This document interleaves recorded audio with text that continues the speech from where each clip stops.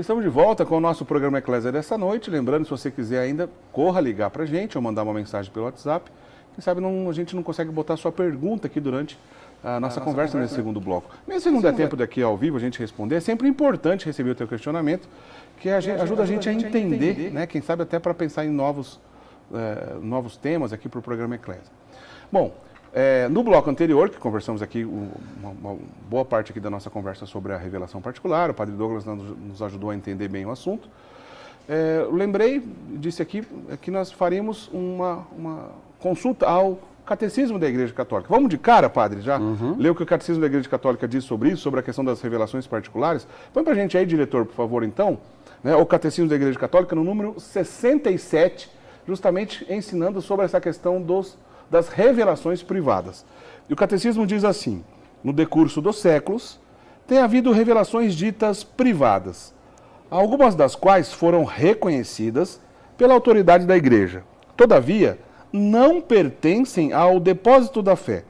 O seu papel não é aperfeiçoar ou completar a revelação definitiva de Cristo, mas ajudar a vivê-la mais plenamente, numa determinada época da história.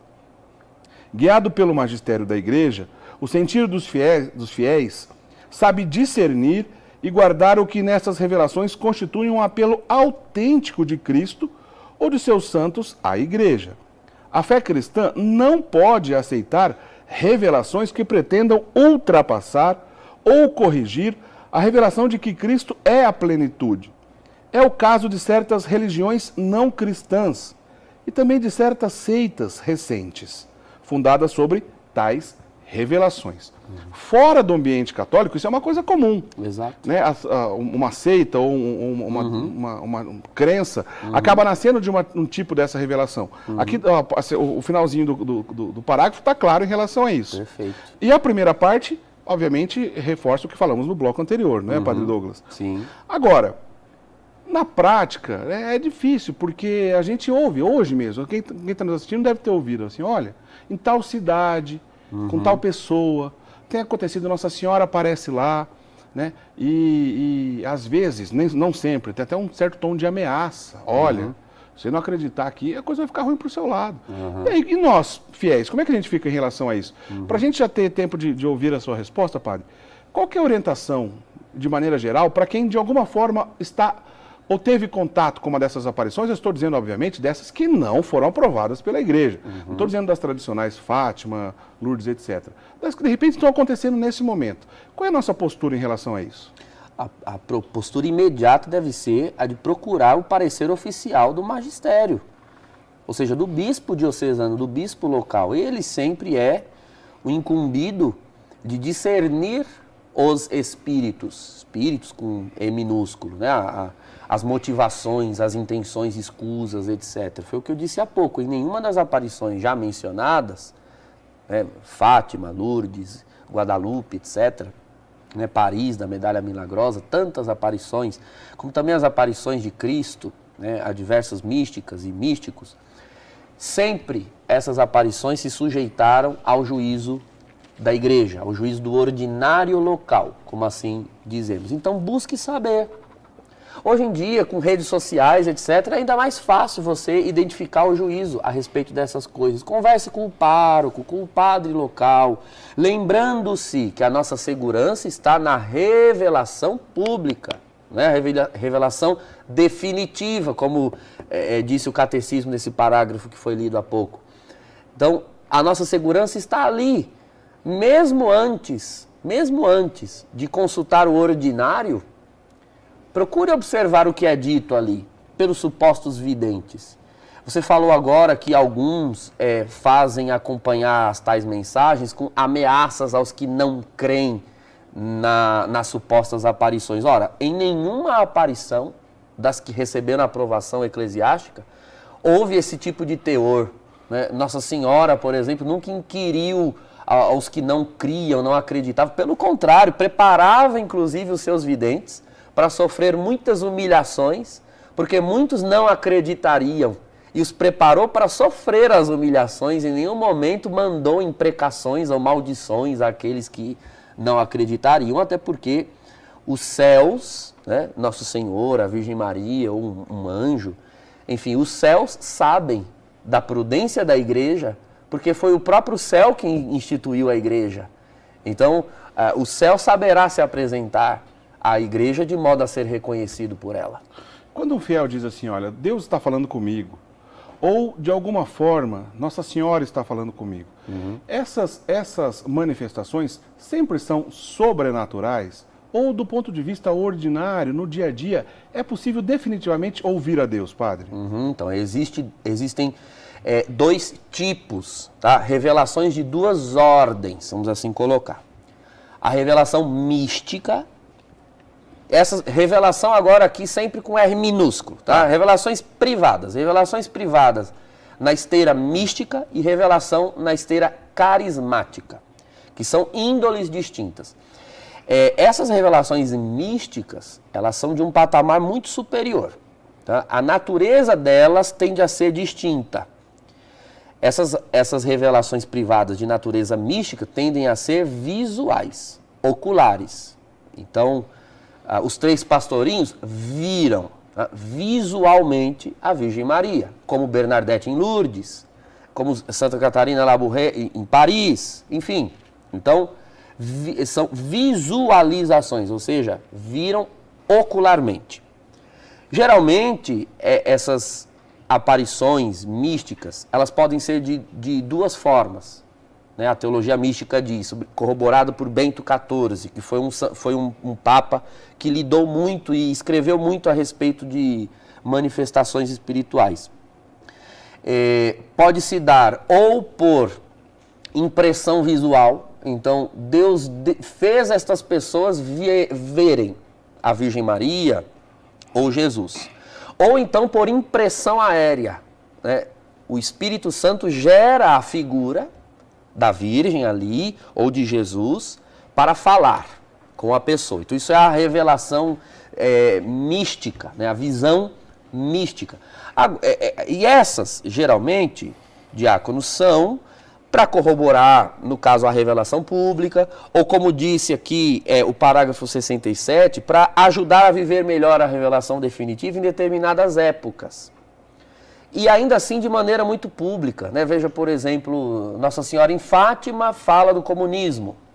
Então é algo que diz respeito a toda a sociedade. É privada porque é dada a um grupo muito restrito, aquelas crianças, mas caso aceita, né, caso aquele conteúdo seja aceito, é algo que tem a dizer a toda a sociedade, aqueles que acolherem. Já as revelações de ordem carismática, em primeiro lugar, elas não são assim oculares, Tá. de nenhuma forma. Todas elas atendem a um nome que em teologia espiritual nós chamamos de locução interior. Então na revelação mística, a locução é exterior, locução é escutar, né, ouvir. Santa Gema Galgani não ouvia Jesus falar dentro dela, na mente, né, no coração, como nós falamos. Ela ouvia auricularmente, uma voz de fato. Ou Santa Margarida Maria Alacoque, ou Santa Faustina, de fato elas viram e ouviram com os sentidos externos, visão e audição. Na revelação carismática não se dá dessa forma. A natureza do fenômeno é outra. É uma locução interior. Os manuais de vida espiritual chamam de revelações intelectivas. O Espírito Santo diz coisas na mente da pessoa. E geralmente, no caso de uma palavra de ciência, por exemplo, vamos supor que eu estou em oração com você ou por você, e o Espírito Santo me diz algo que está acontecendo na sua vida, né? Na sua especificamente. Não é algo público, ou seja, que diga respeito a outras pessoas que ouvirem essa palavra. Uma palavra dirigida diretamente a você. Ela adquire, portanto, uma função carismática, de edificar um membro específico do corpo. Diferente da revelação mística, que caso aceita e aprovada, terá uma dimensão um pouco mais social, mais eclesial, mais genérica. Já as profecias, palavras de ciência, têm uma utilidade ali muito específica, geralmente, né? Geralmente, tem exceções, mas não vem ao caso hoje explicar, mas uma palavra de ciência, uma profecia, geralmente para aquele grupo, aquele movimento, ou aquela comunidade, ou aquela pessoa que está ali em questão na oração. E a natureza é muito distinta, é algo mais interior, que a pessoa sente dentro dela. É com os sentidos internos, vamos assim dizer, com a mente, com a intelecção, com a memória, que se apreende, que se recebe essas revelações. Quem diz, né, num grupo de oração carismático ou numa nova comunidade, né, dessas novas comunidades, e diga, olha, Deus falou isso para mim. Não falou auricularmente, né? Ou eu tive uma visão tal, não foi uma visão ocular. São locuções interiores. Na oração, na intimidade, se sente que Deus fala. E não precisa ser de grupos carismáticos. Qualquer um que faça, por exemplo, uma Lexio Divina. Existe uma parte da Lexio Divina que é justamente a escuta. Se você ler o texto, meditar e estiver em oração, a atualização daquele texto é feita na sua vida e você apreende, percebe aquilo quase que como vindo de fora de você. Nossa, eu não tinha pensado, nunca tinha visto esse aspecto do texto que eu acabei de ler. Isso é uma locução interior. Isso pode acontecer, por exemplo, na liturgia. Perfeitamente. Pode acontecer lendo a palavra de Deus. O pessoal ouviu aquilo a vida inteira, tantas vezes, num determinado dia, salta aos olhos uma palavra específica. É nesse sentido, né, Padre? Exatamente. Então, isso é uma revelação dita intelectiva. Não é uma revelação mística, que é de outra natureza. Mas essa revelação intelectiva, ou seja, interior, ela não só continua, como ela existe e ela nutre a vida espiritual de todos os fiéis. Legal, esse assunto é interessantíssimo. A gente tem uma pergunta pelo WhatsApp aí, diretor? Coloca pra gente, chegou uma pergunta, vamos ver? O Ismael, boa noite, Padre Douglas, Diácono Eric. A defesa da Imaculada feita pelo Beato Duns Scoto foi uma espécie de revelação particular que ajudou a proclamar o dogma da Imaculada? Podemos dizer então que, nesse caso, a revelação particular ajudou o magistério e a revelação pública? Excelente pergunta, Ismael. Lembrando, né, no século XIII, estava uma crise interessantíssima, né, o Beato Duns Scoto franciscano, de uma linha teológica que defendia que Nossa Senhora, sim, nasceu sem a mancha do pecado original. E outros teólogos, né, de outras expressões, de outras comunidades religiosas, né, eram mais cautelosos. Não, calma aí, precisamos ver isso com calma, né? Basicamente, resumindo aqui, a boa parte da questão era, se Nossa Senhora nasceu sem a mancha do pecado original, então quer dizer que ela não precisou da redenção de Cristo? Ou ela nasceu antes de Jesus morrer na cruz, como é que faz? E aí Duns Scoto, de uma maneira extraordinária, resolve o problema, lembrando que para Deus não há problema com esse tempo, que Nossa Senhora sim foi redimida pelo próprio Cristo, mas de uma maneira extraordinária, né? Em virtude daquilo que ela que ia acontecer na vida dela, que ela ia conceber e dar à luz ao Filho de Deus, ela foi preservada da mancha do pecado original por uma ação extraordinária de Deus. Aliás, isso aconteceu com ela, né? Com mais ninguém. Resumo, em poucas palavras, que o assunto é extenso, mas a pergunta do Ismael é muito interessante. Em algum momento, então, o que aconteceu com Duns Scoto, será que a revelação particular veio em auxílio da revelação definitiva? Então, Ismael, eu diria que o termo revelação particular talvez não se aplique aqui. A partir do momento que nós entendemos aqui qual é a ordem das revelações privadas a que o catecismo se refere, quando eu fiz essa distinção entre revelação mística e carismática, você percebe nitidamente que o número 67 do catecismo está se referindo às místicas. A carismática, nessa inspiração interior, nós chamamos normalmente de revelação privada, mas o magistério costuma não dar esse nome, né? Chama muito mais de locução interior, de fato. Eu diria que Duns Scoto teve uma inspiração divina quanto a um dado da fé, que já está na revelação pública. Então, sim, a segunda parte da pergunta ficou perfeita. Essa inspiração cooperou para a revelação pública. Porque o dogma da Imaculada, de algum modo, já está na Escritura, né? Tudo está na Escritura, né? Fazendo aqui uma nota de rodapé que eu costumo fazer, às vezes dizem assim para nós, me mostre na Bíblia onde está isso. Alguns, muito irritados, dizem assim, quem disse que tem que estar na Bíblia? Porque nós temos a tradição e o magistério. Calma lá, tudo está na Bíblia. A pergunta não é essa, a pergunta não é onde está na Bíblia, a pergunta é, como nós lemos isso na Bíblia? Então, onde está a Imaculada Conceição na Bíblia? Lucas, capítulo 1, na saudação do anjo. Ave cheia de graça. Esse cheia de graça, gratia plena, se é pleno e se é graça, e o autor da graça ainda virá, até porque ela está recebendo o anúncio, como ela já é plena de graça, antes da graça se encarnar, morrer, ressuscitar e derramar o Espírito. Então há uma antecipação aqui nela, testificada pelo próprio anjo, o anjo verifica nela uma graça que só seria doada ainda. Entende? A igreja lê desta forma, e Duns Scotus teve essa inspiração. E é claro que a igreja lá na frente dogmatizou, ou seja, sistematizou aquilo que já estava na fé pública, mas estava de forma incipiente, vamos assim colocar. Então eu diria que sim, não usaria o termo revelação pública para não dar confusão semântica. Uma iluminação, uma Isso, uma iluminação, porque senão revelação pública a Duns Scotus daria a entender uma aparição, que ele teria recebido uma aparição da Virgem ou de Jesus, e isso não aconteceu. Foi revelação? Foi, mas de outra ordem, de ordem mais intelectiva, como eu disse há pouco, né? Na alma, na oração, na vida espiritual franciscana de Duns Scotus, ele apreende, né? Percebe esse elemento da fé e o defende. Ele mesmo não viu isso se tornar dogma, só veio se tornar muitos séculos depois. Mas muito legal. É que a gente acaba saindo do tema um pouco, mas é fantástico quando a gente olha para isso. De alguma forma, de uma maneira até mais discreta do que Duns Scotus, que foi extraordinário, no período, o Papa Pio XII proclamou em 1950 o último dogma relacionado à Nossa Senhora que a Igreja proclamou, que é a Assunção, né? Nossa Senhora subiu ao céu de corpo e alma, foi carregada. E tem o relato de um garotinho na França, né, que não vou me recordar o nome dele agora, um garotinho pequenininho, 5 aninhos de idade, que sonhou que a Virgem Maria pediu a ele que ele dissesse ao Papa que sim, ela foi elevada ao céu de corpo e alma.